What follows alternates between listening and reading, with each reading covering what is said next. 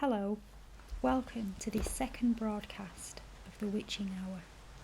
I'm Sarah Mondaini and I'll be with you for the next hour talking about ghost stories, the paranormal and folklore to gently whisk you off into a relaxing sleep. Before I released the very first episode of The Witching Hour a few weeks ago, I have to admit I was really nervous to say the least, and I couldn't help but wonder if I could hold your attention for a full hour. It was certainly a step out of my comfort zone, and truth be told, it was a bit scary, but then something really beautiful happened and the response was overwhelmingly positive. Your support and comments and your enthusiasm are so very much appreciated and have inspired me to create this second instalment tonight. So as we gather here together once again, I want you to know that your appreciation is the driving force behind these episodes for me to share the magic of storytelling. Thank you for being here, for being part of this community, and for being the reason I create these radio-style broadcasts. I want you to imagine now that we're sitting together by a crackling fireplace with the soft glow of candlelight in the corner. I've got my sleeping dogs here at the side of me, and you may be able to hear them once again snoring and breathing and stretching. We've got the soft pitter-patter of rain on the windows, and this is your hour, and you can make the scene in your mind as cosy and as comforting as you wish, with cat purrs, dog snores, the soft rustling of leaves, the occasional distant hoot of an owl, or the soft tick-tock of a nearby clock. Anything that helps you to settle down into the night. Outside may be dark, but right here, with the witching hour, you're in the warmest and most inviting company. So, my fellow night owls and dreamers, whether you're nestled under your blankets, sipping on a cup of hot cocoa, or working the night shift with a flask of coffee, I want you to know that this hour is your sanctuary, your haven from the madness of the current world. So get comfortable, let the troubles of the day slip away, because tonight, once again, we're going to explore more ghost stories, folklore and paranormal experiences, with a special focus on Bram Stoker's Dracula and its haunting descriptions of castles, forests and wolves. I think the appeal of the paranormal is its sense of the unknown, those strange occurrences in the world that have no worldly explanation, and I think it's that sets off our childlike curiosity and opens our minds to new possibilities and even other worlds. Paranormal stories often reflect aspects of the human condition, including our hopes and fears and desires. They can be mirrors that help us to look into our inner thoughts and emotions and even explore our own psyche. So lean in a little closer and make sure the lights are dimmed to your liking and the blankets are pulled tightly around you. Because first off tonight, I have a true paranormal encounter to tell you about that was sent in to me from a subscriber. And, as always, to respect their privacy, I'll be using an assumed name to share this eerie tale.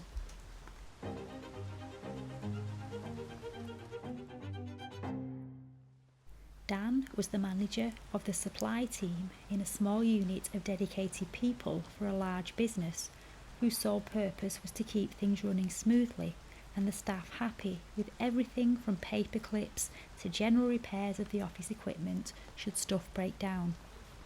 Dan ran an efficient team. It was a hands-on job and they were straight in there should the team's services be needed.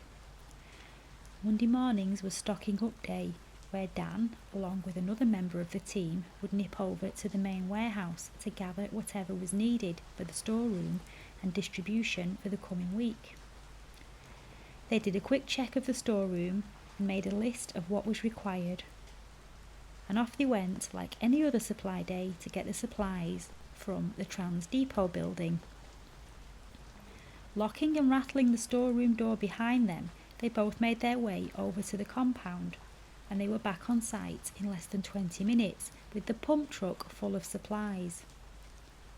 Unlocking the storeroom door, they both went inside, pushing the supply truck in first, only to be stopped in their tracks by an unexpected visitor. The storeroom was oblong in shape, with a row of 3 chairs lining the left-hand wall, followed by a desk. The rest of the room was filled with shelves and stocked items. As soon as Dan and his colleagues entered, they were met with a strange sight. There was a man kneeling down on one knee, his hand rummaging around in a box tucked underneath one of the chairs.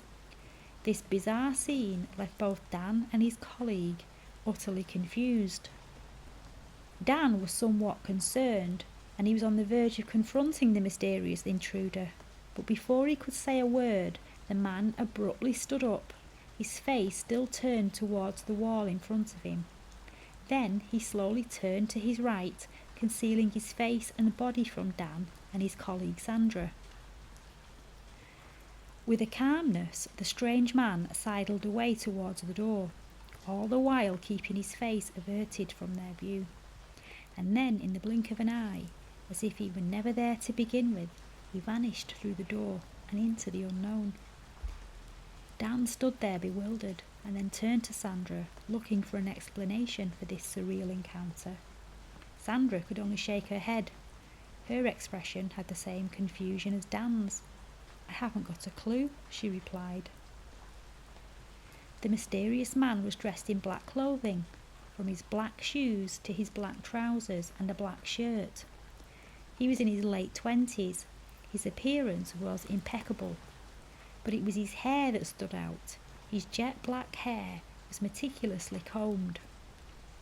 With both a mixture of surprise and curiosity, Dan and Sandra left the room, determined to find answers. Dan headed for the security office and the front desk, hoping to shed light on this strange encounter. To his astonishment, he was told that no one matching the description of the man had been on site that day. Even after a thorough review of the security footage, there was no evidence of the mysterious man entering or leaving the building. Dan's next theory was that the man might have been a member of the restaurant staff, as their uniforms also consisted of black attire. However, when he asked the restaurant's manageress, she was unable to identify any staff member who matched the description. The situation continued to baffle Dan and Sandra, who had both witnessed the strange encounter. But the mystery was far from over. On the following Friday, Dan and Sandra attended a security meeting where things were about to take an even more perplexing turn. As the security meeting drew to a close, the chairperson invited attendees to raise any questions or concerns regarding security issues. Dan, still haunted by the peculiar incident he and Sandra had experienced, couldn't hold back his unease any longer, and he raised his hand and with a sense of urgency began to voice his concerns about unauthorised access to restricted areas within the building. Dan recounted the strange events of the previous Monday.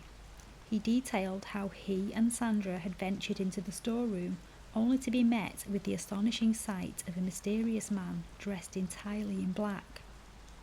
This unknown individual had been rummaging through items that were, by all accounts, none of his concern. Then the situation took an even stranger turn. Sandra, Dan's colleague and witness to the strange encounter, stopped him in his tracks, and to Dan's utter astonishment, she claimed she had no knowledge of what he was referring to and professed to have no recollection of the peculiar incident he had just recounted. Dan couldn't believe it. He was in a state of confusion. The more he attempted to explain the details of the encounter to the room full of people, the more he found himself doubting his authenticity of his own memory. It was a disconcerting moment, particularly since Dan had immediately reported the incident to the security team at the time it happened, and he'd even sought clarification from the restaurant manageress. Of course, that's when the Twilight theme started, and strange drawings of and ghosties started to appear on the whiteboards all around the office for his colleagues. Poor Dan never heard the end of it for months afterwards, from some of his workmates and their teasing. But as far-fetched as it sounds, Dan can honestly say that on that morning there was a stranger in the camp with no explanation of how or what he was doing there or how he got in through a locked door. After reading about this strange encounter, two possibilities came to my mind. The encounter could have been with a ghost, or even possibly one of those elusive men in black. The stranger's sudden appearance, his strange movements, and keeping his face hidden, and the whole eerie nature of the encounter could suggest a spectral presence. The idea that a spirit had momentarily crossed into the realm of the living, only to vanish again without a trace. On the other hand, the men in black, known for their intimidating presence in the realm of the paranormal, presents a different and equally disconcerting possibility. Their reputation for secrecy, their involvement in unexplained phenomena, and their ability to erase memories are well documented.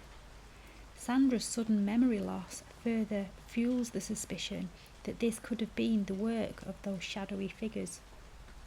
The fact that Sandra, who had been witness to the strange encounter, had lost all memory of it, only added to the puzzle. It was as though the incident had been erased from her mind. The teasing and jests from Dan's workmates after his strange encounter shows the human tendency to react to the unknown with ridicule. Obviously, some of his colleagues found it difficult to adapt to the idea that the unexplained could exist even within the walls of their familiar workplace. Rigid skepticism, while a natural response to the inexplicable, can have consequences beyond just playful ribbing. It can blind individuals to the possibility of the extraordinary and stop their ability to consider new perspectives. In the case of the man in black, the typical knee-jerk skepticism of Dan's co-workers may have prevented a deeper exploration of the mystery. Rather than seeking answers or considering alternative explanations, they chose to ridicule the experience, dismissing it as a joke. I believe that being too resolute in one's skepticism can limit us from potentially discovering hidden truths. It's important to keep an open mind and consider the possibility that reality may be much more complex and mysterious than at first we perceive it to be. As we go deeper into our hour together, we can use this time to find unexpected clarity for dealing with situations that life may throw our way. The night time has a unique way of magnifying our thoughts, making problems appear larger than life. And yet, paradoxically, it also has the power to bring clarity. As we relax into that tranquil, dreamy alpha state, it becomes the perfect time to lose ourselves in folklore, ghost stories, and tales of the paranormal. When we relax down into the alpha state, our minds are more open, more receptive, and freed from the constraints of the everyday, and it's within that openness that we often discover the hidden wisdom and morals hidden between the lines of these age-old stories. People often wonder why our ancestors felt the need to shroud their wisdom and morals within narratives. The answer to this can be found by looking at our modern times, where discussing certain subjects may lead to censorship or controversy. Nowadays we seek new ways to convey our messages in a world of online fact-checkers and thought policing. And our ancestors too had to cloak their insights within stories to safeguard their knowledge, to protect themselves from persecution and survive the ever-changing beliefs and ideologies that came their way. Now, keeping in mind the ridicule and the doubters Dan had to deal with in the workplace after his strange experience, my next story is an account by the Irish poet and writer W.B. Yeats, which takes us across to beautiful Donegal, where a skeptic's rigid disbelief in the paranormal leads to a curious and otherworldly experience. There was a doubter in Donegal, and he would not hear of ghosts or seoge. And there was a house in Donegal that had been haunted as long as man could remember. And this is the story of how the house got the better of the man. The man came into the house and lighted a fire in the room under the haunted one, and took off his boots and set them on the hearth, and stretched out his feet and warmed himself. For a time he prospered in his unbelief, but a little while after the night had fallen and everything had got very dark, one of his boots began to move. It got up off the floor and gave a kind of slow jump towards the door. And then the other boot did the same, and after that the first boot jumped again. And thereupon it struck the man that an invisible being had got into his boots and was now going away in them. When the boots reached the door, they went upstairs slowly, and then the man heard them go around the haunted room over his head. A few minutes passed, and he could hear them again upon the stairs, and after that in the passage outside, and then one of them came in at the door, and the other gave a jump past it and came in too.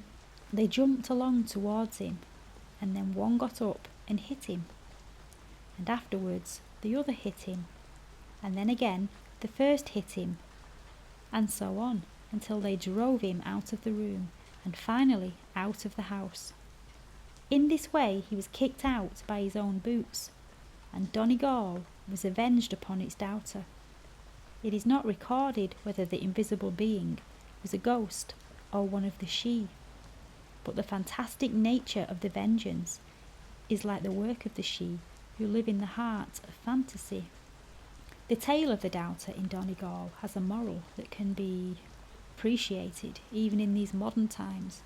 It's a warning about the consequences of rigid skepticism, especially in the face of the unknown. In today's society, there are many who, like the doubter in the story, staunchly deny the existence of the supernatural, of ghosts, of anything beyond the realm of scientific explanation. They often dismiss folklore, legends, and paranormal experiences as mere superstition or fantasy. However, the story reminds us that an attitude of absolute disbelief can be just as limiting as blind belief. The moral of the story here is that while skepticism and critical thinking are important, it is equally important to approach the mysteries of life with an open mind.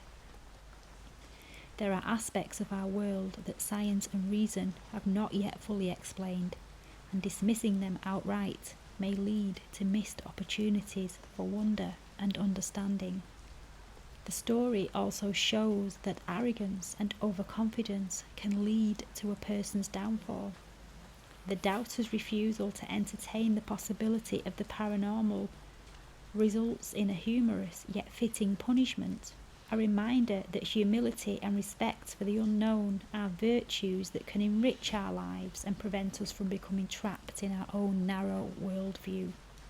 And staying with the delightful W.B. Yeats, we now find ourselves in the company of a young lad whose life took an unexpected turn after a ghostly encounter. One day I was at the house of my friend the strong farmer, who lives beyond Ben Bulben and Cope's Mountain, and met there a young lad who seemed to be disliked by the two daughters. I asked why they disliked him, and was told he was a coward. This interested me, for some, whom robust children of nature take to be cowards, are but men and women with a nervous system too finely made for their life and work. I looked at the lad, but no, That pink and white face and strong body had nothing of undue sensibility. After a little while he told me his story. He'd lived a wild and reckless life until one day, 2 years before, he was coming home late at night and suddenly fell himself, sinking in, as it were, upon the ghostly world. For a moment he saw the face of a dead brother rise up before him, and then he turned and ran. He did not stop until he came to a cottage nearly a mile down the road, and he flung himself against the door with so much of violence that he broke the thick wooden bolt and fell upon the floor. From that day he gave up his wild life, but was a hopeless coward. Nothing could ever bring him to look, either by day or night, upon the spot where he had seen the face, and he often went 2 miles round to avoid it. Nor could, he said, the prettiest girl in the country persuade him to see her home after a party if he were alone. He feared everything, for he had looked at the face no man can see unchanged, the imponderable face of a spirit. The story of the young man who transformed himself into a self-proclaimed coward after that ghostly encounter holds yet another valuable lesson for modern society. Once again, it reminds us that being open-minded and receptive to the mysteries of the unknown can help us overcome irrational fears. In our world today, where skepticism and dogmatism often clash, the story asks us to approach the unexplained with curiosity rather than rigid skepticism, because by doing so we may discover that our preconceived notions and biases prevent us from fully understanding the complexities of the world around us. It teaches us that welcoming the unknown with an open heart and mind can transform that fear into understanding. Fear, if allowed to fester, can take root and weaken the mind and make a person susceptible to cowardice. In our modern world today, where individuals often struggle with various fears, it's essential to recognise that fear in itself is a natural human emotion, but it's when we allow fear to dominate our thoughts and actions that it can lead to feelings of weakness and vulnerability. Yeats teaches us that while it's entirely normal to experience fear, it is not healthy to dwell in that fear indefinitely. Fear should just be a passing visitor in our lives, not a permanent resident. Being afraid is a natural response, but living in a perpetual state of fear can lead to irrational behaviours. Courage and resilience helps transform fear into a source of strength rather than weakness. It's not about getting rid of fear entirely, but more about learning to confront it. The following account from Yeats beautifully sums up this segment on doubters and skeptics. There are some doubters, even in the western villages. One woman told me last Christmas that she didn't believe either in hell or in ghosts. Hell, she thought, was merely an invention got up by the priests to keep people good, and ghosts would not be permitted, she held, to go traipsing about the earth at their own free will. But there are fairies, she added, and little leprechauns, and water horses, and fallen angels. I also met a man with a Mohawk Indian tattooed upon his arm who held exactly similar beliefs and unbeliefs. No matter what one doubts, one never doubts the fairies, for, as the man with the Mohawk Indian on his arm said to me, they stand to reason. Even the official mind does not escape this faith. A little girl who was at service in the village of Grange, close under the seaward slopes of Ben Bulben, suddenly disappeared one night about 3 years ago. There was at once great excitement in the neighbourhood, because it was rumoured that the fairies had taken her. A villager was said to have long struggled to hold her from them, but at last they prevailed, and he found nothing in his hands but a broomstick. The local constable was applied to, and he at once instituted a house-to-house search, and at the same time advised the people to burn all the ragweed on the field that she vanished from, because ragweed was sacred to the fairies. They spent the whole night burning them, with the constable repeating spells all the while. In the morning the little girl was found, the story goes, wandering the fields. She said the fairies had taken her away a great distance, riding on a fairy horse. At last she saw a big river, and the man who had tried to keep her from being carried off was drifting down it. Such are the topsy-turvydoms of fairy glamour in a cockleshell. On the way, her companions had mentioned the names of several people who were about to die shortly in the village. Perhaps the constable was right. It is better, doubtless, to believe much unreason and a little truth than to deny, for denial's sake, truth and unreason alike. For when we do this, we have not even a rush candle to guide our steps, not even a poor Solth to dance before us on the marsh, and must needs fumble our way into the great emptiness, where dwell the misshapen ghouls. And after all, can we come to so great evil if we keep a little fire on our hearths and in our soul, and welcome with open hand whatever of excellence come to warm itself, whether it be man or phantom, and do not say too fiercely, even to the ghouls themselves, "Be ye gone."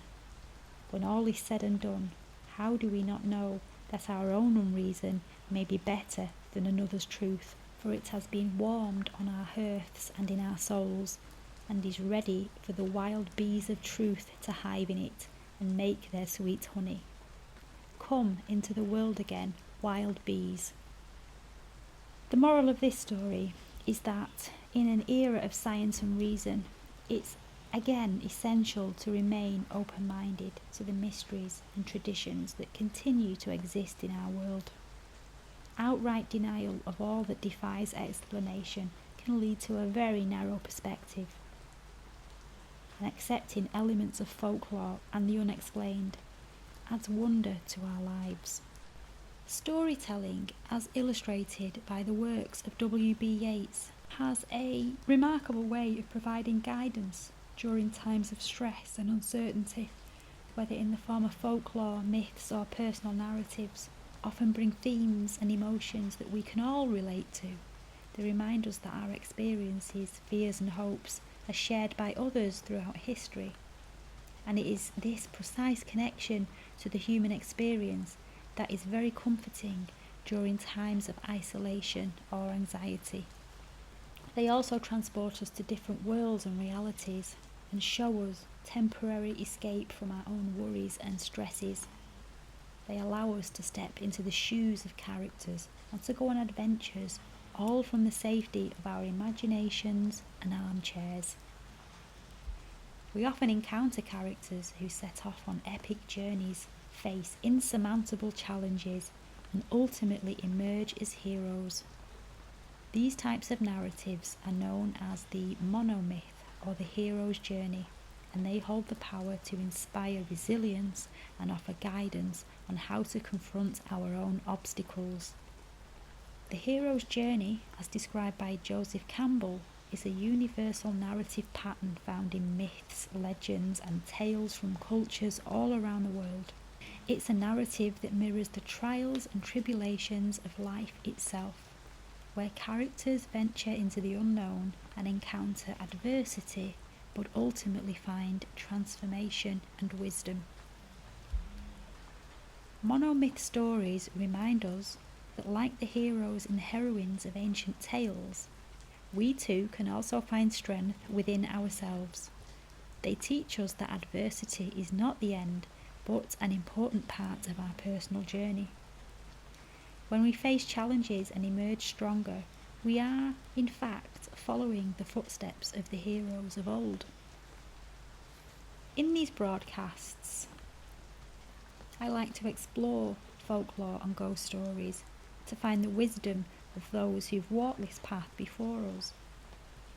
Within these tales, they remind us that even in the darkest of nights there is light to be found, and within our own struggles lies the key to growth and transformation. There's also a cathartic element to sharing stories, whether it be through reading, listening, or telling stories. It allows for emotional catharsis, providing a healthy outlet for emotions and making sense of complex feelings, which can be especially therapeutic during times of stress. For me, Bram Stoker's Dracula serves as a bedtime story. It has a unique ability to relax me during sleepless nights.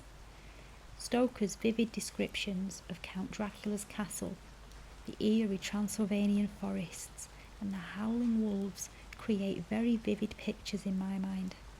These descriptions can be oddly soothing as they take me to places that feel both familiar and mysterious. The suspense and intrigue of the story often distracts my mind from the daily grind. The thrill of the Count's movements and the pursuit of his adversaries fire up my visual imagination and provide a relaxing escape from the stresses of the day. By confronting fears within the safety of the story, we can gain a sense of control over our anxieties. The courage displayed by the characters can be seen as a source of inspiration and strength, and you may even learn how to deal with a vampire if you should ever find yourself in the company of one. Well, you never know. Even Jonathan Harker scoffed at that when the villagers tried to warn him not to go to the castle. Storytelling, whether it's through the mysticism of W.B. Yeats or the glamour of Bram Stoker's Dracula, has the ability to provide an escape from the stresses and uncertainties of the modern world. Recently, I've been indulging in a nightly ritual of reading a few chapters from Bram Stoker's Dracula. It's classed as a horror story, yet it has an unusual charm for me. Strangely enough, it's become a source of relaxation over the past few weeks. What gets me most is the beauty of Stoker's storytelling. Despite that overarching theme of horror, Dracula paints vivid imagery that takes me away to a different atmospheric world. As I read the story, particularly during Jonathan Harker's stay in the castle, I was taken into a world where Dracula first appears as the perfect host. He provides good food, ensures warmth and comfort, and generously supplies a mixture of entertaining books to stave off boredom. At this point, Dracula almost seems suave and sophisticated, and maybe even a little misunderstood. Stoker's genius is in his ability to constantly shift your perspective. Just as I start to warm up to Dracula, he inevitably commits some unforgivable act, banishing any sympathy I may have developed, and then, almost magically, he reverts back to his charming self, and once again I find myself strangely attracted to him. This pendulum of emotions, swinging between fondness and horror for the mysterious vampire, continues throughout the book. It shows that Stoker can manipulate our feelings so skillfully through his storytelling ability. Yet despite having me swinging back and forth with my love-hate relationship for Dracula, the book is written with such beauty. The descriptions, the gothic aesthetics, the romantic undertones create a place in my mind that I find incredibly soothing. Reading it in a dimly lit room with a hot drink on a chilly autumn or winter's night becomes a cherished ritual. It's almost as if, within the pages, the character of Dracula itself takes on an uncanny form of reality. Just like in the story, there's an inexplicable power within those pages, an ability to hypnotise and glamorise me with fascination. Dracula, the evil entity, somehow morphs into a charismatic figure who has the ability to manipulate me, to woo me, and to even make me question the boundaries of good and evil. In cinematic adaptations, this mesmerising effect is often portrayed through the hypnotic gaze of actors like Christopher Lee. However, within the book's prose, it's a subtler yet equally forceful temptation. Dracula transforms into the perfect Gothic gentleman, drawing you in with his refined charisma and charm. Of all the literary books I've read, there have not been many writers or characters that have been able to push my mind and imagination to the extent that Bram Stoker's Dracula has done.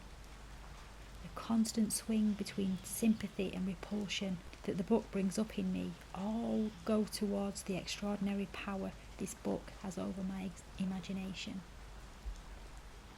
I even find myself thinking about the Count when I'm not reading it. Or if I'm dealing with something in the daytime, then I ask myself, how would the Count deal with this? Perhaps Count Dracula has the ability to sense when you're reading the book. It's as though his presence goes beyond the pages, and as you go deeper into the story, it's as if he peers into your thoughts, making his way into the corners of your mind. And this eerie thought adds another layer of magic to the book, which makes the fictional world and my own world almost collide. The duality of Dracula shifting from a menacing figure to a charming gent is a metaphor for the duality of life. Day turns into night, and light coexists with darkness, and so Dracula's character personifies the duality of human existence. His ability to glamorize with such sophistication one moment, and then reveal his malevolent nature the next. With Dracula, we meet a character who reminds us that life, like the Count himself, is made of both light and shadow. And sometimes the shadow can masquerade as light to trick you. Once again, thank you for joining me on this hour-long journey of relaxing paranormal chat. It's just me, sat here in the dark with my equipment, my vanilla-scented candle and a hot drink. With a video such as this one, I do understand the importance of keeping the serenity of your listening experience, especially when you're winding down or easing off to sleep. That's why I've made a conscious decision to keep the Witching Hour content free from disruptive and oftentimes loud YouTube mid-roll ads, ensuring that nothing startles you from your peaceful state. As you may know, I have been diligently saving up for a new camera throughout the year, and thanks to the ad revenue and donations via the channel, I'm almost there. The camera is more than just a piece of equipment. It will elevate the quality of my work, adding depth and richness to the content that I make. If you've been enjoying my content and would like to support my creative endeavours, there is the opportunity to buy me a coffee in the description box. Every contribution, no matter the size, is deeply appreciated, and all donations and ad revenue received are reinvested back into the channel.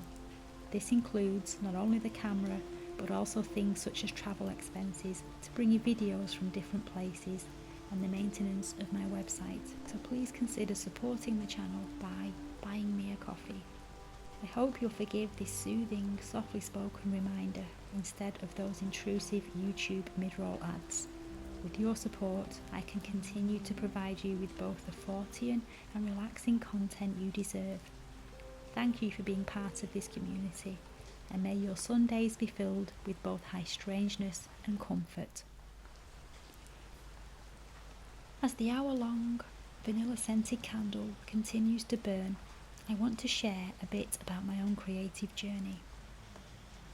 In the process of creating these podcasts or broadcasts, I'm not sure what you'd call these, to be honest, it is my aim to transport you to a different realm.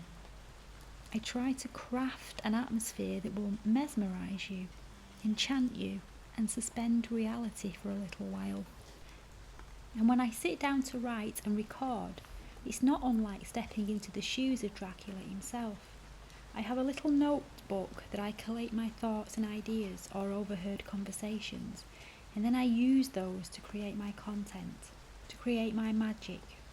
I want to delight you with stories, to relax you with soothing tones of the broadcast, and to make you question both the known and the unknown. The creative process can be a bit hit and miss sometimes.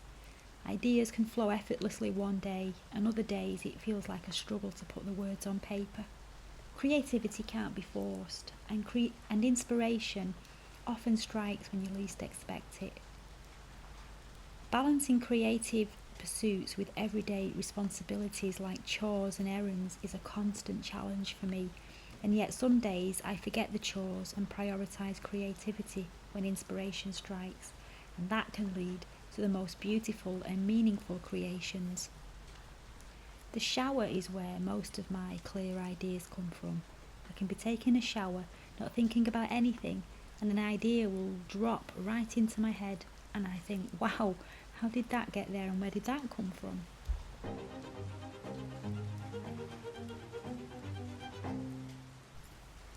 If you have any paranormal experiences or anecdotes that you'd like to share and have me read out for a future witching hour, please feel free to send them my way. You can find the email address to submit your stories in the description box below. Rest assured, I'll respect your privacy and keep your identity confidential. As I have said previously, I don't know how often these will go out due to other commitments and engagements. However, due to the overwhelming response so far, the witching hour is something that I'm aiming to make pretty regular for you. I just can't commit to a weekly spot at the moment, but I will certainly aim for fortnightly to begin with. I'd like to recall now a paranormal experience of my own. It was back in 2003, and one night I was woken up by 3 large knocks at the front door. They were really loud, and I looked at the clock and it was around 3 or 4 a.m. and I was scared because there was no one who would come and knock at my front door in such a way, either in the early hours or even in the light of day. I opened the window to look out and see, because there was no way I was going to go downstairs and open that door. There was nobody there, and I even called out, but there was nothing. I went back to bed and I lay there shaking. However, the knocks didn't happen again, and eventually I drifted off into an uneasy sleep. The next day I went to work tired and wondering if I'd imagined or dreamt the 3 loud knocks. At around 10:30 that morning, I got a text message from my mum asking me to phone home as soon as possible and to come home. I got a terrible feeling of foreboding and I rang her, and she told me that my grandmother had died that morning while she was in the library, which was her favourite place of all places to be. The paramedics had said that she had collapsed and died before she hit the ground. At that moment, I realised that the 3 resounding knocks I had heard the previous night were what people call the death knocks, a phenomenon said to occur when death comes to claim a family member. The Irish roots on my father's side of the family reminded me of this piece of folklore, and it hit me like a ton of bricks. I arrived at my parents' house, and as you would imagine, the atmosphere was sombre. My mum had made everyone a cup of tea, as my poor dad sat there with his head in his hands, distraught, and my sister was there too, trying to cope with the weight of the news. We all sat there in silence, sipping our tea and struggling to comprehend the reality of what had just occurred. The shock of losing a cherished family member often leaves you waiting for a phone call, hoping for someone to say, "It's just a prank," or "It was all a mistake." But sadly, that moment never arrived. But what did happen in those quiet moments was that all 4 of us heard the most painful and high-pitched wail come from the kitchen. We all looked at each other and asked, "Did you just hear that?" And to this day, we believe that was a banshee wail that we heard, and I believe it was the same entity that knocked at my door in the middle of the night to warn me of what was to come. Banshees are entities or she associated with death. These supernatural beings are believed to appear before or during times of great tragedy, serving as harbingers of impending doom.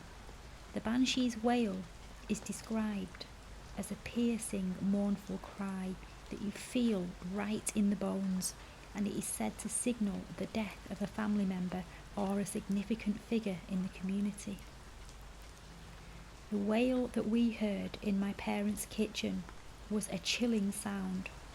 It sent shivers down the spines of all four of us who heard that. The phenomenon of death knocks is another eerie aspect of this folklore. It's believed that banshees or other supernatural entities might visit a family shortly before or after a loved one's passing, delivering ominous signs or warnings. In some instances, these beings may knock on the doors or windows as if to announce the impending death. To this day, almost 20 years later, I still believe the 3 loud knocks at my front door were the death knocks, forewarning the loss of my grandmother. The subsequent wail we heard in the kitchen, I also believe, was a banshee wail. I've not heard the knocks again, and I haven't heard a wail like the one that was heard in my parents' house. To be honest, it's not something I want to hear again. And I wonder if you have ever experienced the death knocks or the wail of a banshee, and if so, did it bring any bad news with it?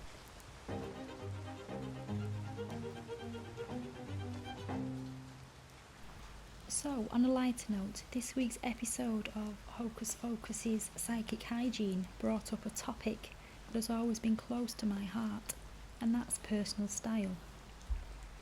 Now, I admit I've never been one to follow the latest fashion trends. In fact, I'm not a follower of fashion at all. But I have polished my own style as a form of self-expression, and it's a bit eclectic sometimes, but it's all authentically me. My wardrobe is a treasure trove of vintage finds and pre-loved pieces, and I've got a soft spot for charity shops, car boot sales and online platforms like Vinted. You see, if you were to drop me in the middle of a mainstream fashion store, let's say, I don't know, H&M, I'd probably be bored. Everything is so meticulously organised, colour coordinated, and well, just a bit too uniform for my taste. On the other hand, charity shops have their own kind of charm. The clothes are hung up by size, and you really have to roll up your sleeves and start rummaging through the racks. The prices are budget friendly, which means I can be more adventurous and experiment with different looks. So while I might not be a fashionista, I found my own path to a style that allows me to express myself in a way that feels authentic. And isn't that what personal style is all about? And speaking of clothing and styles, have you ever noticed how they possess the magical ability to transport us through time? They can bring up such a strong sense of nostalgia, almost like a time machine that takes us away to days long past. Personally, I have a soft spot for the 60s and 70s. The fashion and aesthetics of these decades, just thinking about them fills my mind with memories of simpler times. Christmases during those years were nothing short of pure magic. Summers felt like they'd never end with their scorching heat, and winters brought blankets of snow. It's amazing how a piece of clothing can bring back those cherished moments and make them feel so vivid, almost like they happened only yesterday. The past has a way of staying with us, not only in our memories, but also in the tangible things that we hold dear. Now, I'm fully aware that the 70s weren't without their challenges. There were both turbulent events and societal changes, but as a young child, I was shielded from much of that. And instead, I remember the vintage Christmas decorations that adorned our home, the festive foods we were treated to, and the excitement of unwrapping toys under the tree. Even the power cuts, which might seem like an inconvenience, were turned into thrilling adventures. Nostalgia has a way of blocking out the problems of the past and leaving us with a warm and comforting feeling. So the next time you put on a piece of clothing that takes you back in time, let it whisk you away to your own magical moments. Last week I had the task. Yeah, I'll say task, not a chore. It wasn't a chore. I had the task of sorting out my CD collection. You know how it is, you accumulate CDs over the years, and suddenly you need another CD shelving unit to contain all these musical treasures. Anyway, luckily I had an unused IKEA shelving unit tucked away, so I gave it a good dusting and started filling it up. Now let me tell you, I have a deep affection for my CDs as much as my clothes. They represent a delightful mishmash of musical genres, from various artists to eclectic compilations. When I'm feeling indecisive about what to listen to, I usually put on a compilation CD, but when a specific mood strikes, then I dive into the collection to select a particular artist or specific album. And as for the radio, well, I waved the white flag on that battle a long time ago. A constant barrage of doom and gloom news nestled between music sets, coupled with DJs who seemed to enjoy sermons more than engaging with their audience, all became a bit too much. It was like being an unwitting eavesdropper on the self-indulgent monologues promoting whatever ideology happened to be in vogue that day. I used to have a soft spot for Classic FM, a UK classical music station, and it used to be a place of beautiful music until 2020 rolled around. And suddenly, amid the relaxing melodies, you would find yourself bombarded with reminders to attend needlecraft classes to appease your hypothetical granny's crafting desires, and that was the breaking point for me, and I switched it off, never to return and switch it on again. You see, I'm perfectly capable of curating my own musical experience and popping a cherished CD into the player. It's a ritual I've now come to cherish post-2020, and it keeps the spirit of music alive in my home. With just a few CDs, many of which are cheap as chips in the charity shops, you can create your own magic rather than succumb to the manipulation and guilt trips peddled by the mainstream radio stations. I hope you enjoyed the hocus pocus that went out earlier. Indeed, auguries are like nudges from nature, waiting for those who are willing to listen and see, and they give us a look into the occult ways of the world, a way to sail through the ever-changing zeitgeist, and a chance to stay one step ahead of the powers that be. As a pagan, I understand the significance of these signs and symbols, and I use them as guides on my own spiritual journey. So keep your nervous system attuned to the auguries that surround us all, for they truly are the signals to what may be coming up next. And speaking of coming up next, I have some exciting news. The Caffeine Chronicles interviews are making a comeback, and I couldn't be more thrilled. It's been a little while since I made the first one, but that's because I wanted to make sure that I bring you the most fascinating and engaging guests possible. We've all experienced the frustration of listening to interviews where the hosts and the guests seem disconnected from their audience, and I'm determined to provide you with insightful and enjoyable conversations on the Caffeine Chronicles. So I'm delighted to announce that I have not one, but two amazing guests lined up for the next 2 episodes. These are individuals that I've been eager to chat to for a while now, and I can't wait to get into those conversations. And I'll be recording and producing the episodes later in the month, so stay tuned for those coming your way. And so, our time together this hour draws to a close. I want to thank you again for your company and wish you a peaceful night's sleep and a great week ahead. I hope the stories, insights, shared moments and general chit-chat have brought a sense of comfort to your evening. But before you go, I'll leave you with some relaxing music and ambient sounds, so you can stay in this peaceful space for a while longer if you wish, letting the night and the sounds wash over you as you drift into a restful slumber. May your dreams be inspiring, and may you awaken refreshed and renewed. Until next time, take care, and I'll leave you with this quote from the beautiful W.B. Yeats. Hope and memory have one daughter, and her name is Art. She has built her dwelling far from the desperate field where men hang out their garments upon forked boughs to be banners of battle. O beloved daughter of hope and memory, be with me for a little.